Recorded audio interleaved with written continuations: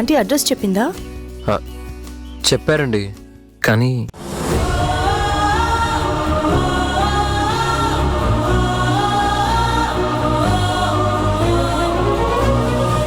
సరేలే, వాళ్ళు ఆలోచించుకొని చెప్తారు. ఈలోపు నువ్వేమైనా తిను. సరే, నేను తింటాను, కానీ ఎలాగో వైజాగ్లోనే ఉన్నాను కదా, మీ ఇంటి అడ్రస్ చెప్పండి. ఓసారి వెళ్ళి మీ పేరెంట్స్కి మీ గురించి చెప్తే సంతోషపడతారు. వాళ్ళు వాళ్ళ మంచి చెడ్డల గురించి ఏమైనా చెప్తారు. మీకు వాళ్ళ గురించి వింటే సంతోషంగా ఉంటుంది. నాకు మా తాతయ్య గారిని అమ్మమ్మని చూసినట్టు ఉంటుంది కదా. మీ పెళ్లి విషయంలో వాళ్ళ అభిప్రాయం కూడా తెలుసుకుంటే బాగుంటుంది. ఏమంటారు? వాళ్ళ అంగీకారం తీసుకున్నట్టు ఉంటుందిగా. నువ్వు గొప్పగా ఆలోచించావు, కానీ నాకు నా పేరెంట్స్ లేరు. వాట్? ఎస్, వాళ్ళెవరో కూడా నాకు తెలీదు. ఆర్ఫన్గా పెరిగాను.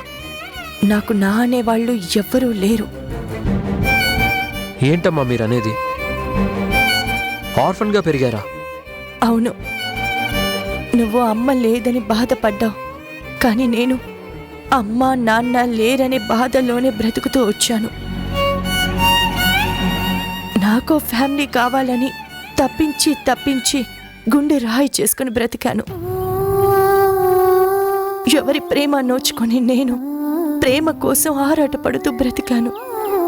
ఇప్పుడు ఇన్నేళ్ల తర్వాత నాకు ఓ భర్త, ఓ కొడుకు, నా అన్న ఫ్యామిలీ నీ వల్ల ఏర్పడుతుందని ఆనందపడుతున్నాను. నా కలలో మొట్టమొదటిసారి నువ్వు నిజం చేయబోతున్నావు. ఈ జన్మంతా నీకు రుణపడిపోతాను. అలా అనకండి. నాకు అమ్మ నాన్నకి తోడు వస్తుందని భావించాను, కానీ నా ఆలోచన ఇంత మేలు చేస్తుందని, ఇంత హ్యాపీనెస్ పంచుతుందని ఊహించలేదు.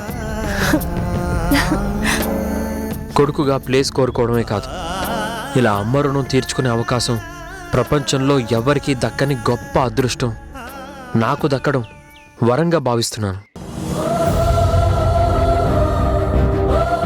బంధాలు కోరుకోవడమే గాని ఆ బంధం ఎలాంటి మమకారాలు పంచుతుందో, సమాజంలో ఎంత విలువ పెంచుతుందో తలుచుకుంటేనే మనసు పొంగిపోతుంది. నేను తిరిగి రాగానే నాన్నతో ఫస్ట్ మీ విషయమే మాట్లాడతాను. నాన్నకి వివరంగా చెప్పి మీ పెళ్లి జరిపిస్తాను. వివరంగా చెప్తావా? నేను అనాథనని తెలిస్తే ఒప్పుకుంటారో లేదో అనే భయమా? నాన్న నాకన్నా గొప్పగా ఆలోచిస్తారన్న నమ్మకం నాకుంది. మీరు ఎలాంటి భయాలు మనసులో పెట్టుకోవద్దు. నేను మిమ్మల్నే అమ్మగా ఇవ్వమని నాన్నను అడుగుతాను. నా కోసం నాన్న ఏదైనా చేస్తాడు. రేపటి జీవితం కలిసి పంచుకోవాలనుకున్న వాళ్ళ మధ్య ఎలాంటి రహస్యాలు ఉండకూడదు. దాపరికాలు, కాపురాల మధ్య అపార్థాలు, కలహాలు సృష్టిస్తాయి. మీరు వర్రీ అవ్వాల్సిన పనిలేదు. I promise you, you are my mother.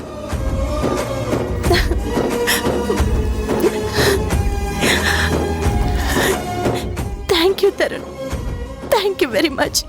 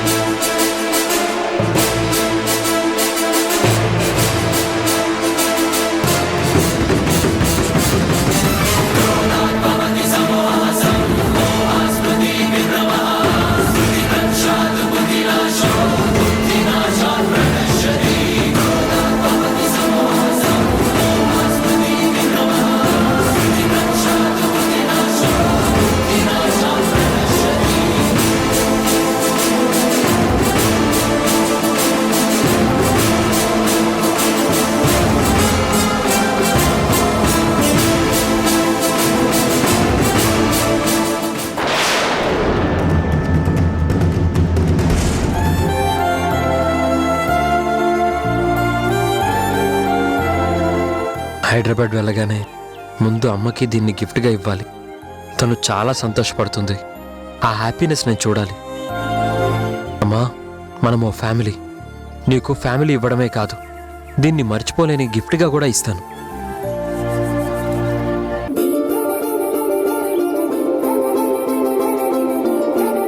దీన్ని ప్యాక్ చేయండి.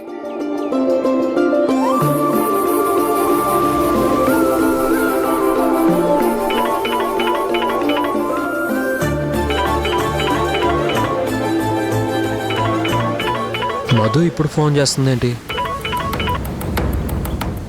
చెప్పు మధు, నేను వైజాగ్లో ఉన్నాను.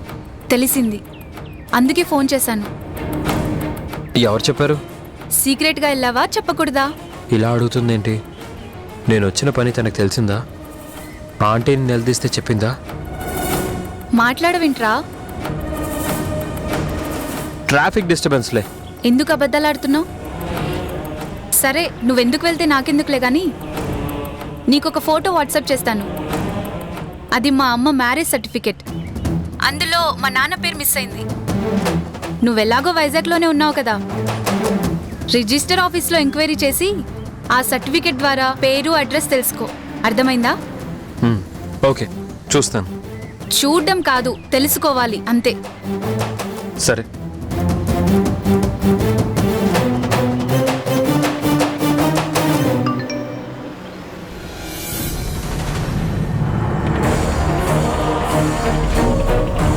ఆంటీని కోపంతో సర్టిఫికెట్ని ముక్కలు చేసేసి ఉంటారు.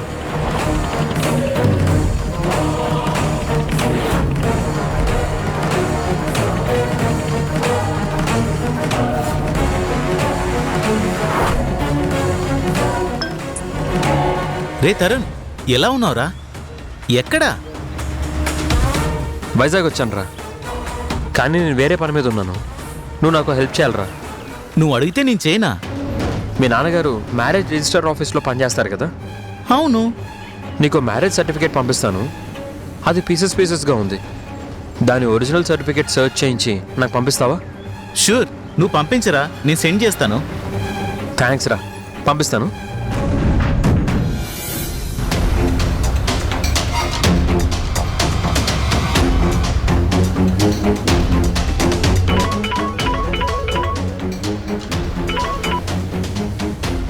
ఫోటో వచ్చిందా?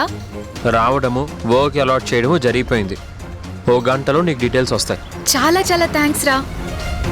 నీ హెల్ప్తో నాకు మా నాన్న దొరుకుతాడు. ఇప్పుడు నువ్వు హ్యాపీనే కదా? ఆంటీని వేధించకు. నేను అసలు ఆవిడ దగ్గర ఉంటేనే కదా వేధించడానికి. అడ్రస్ తెలిసిన తర్వాత హ్యాపీగా మా నాన్న దగ్గరికి వెళ్ళిపోతాను.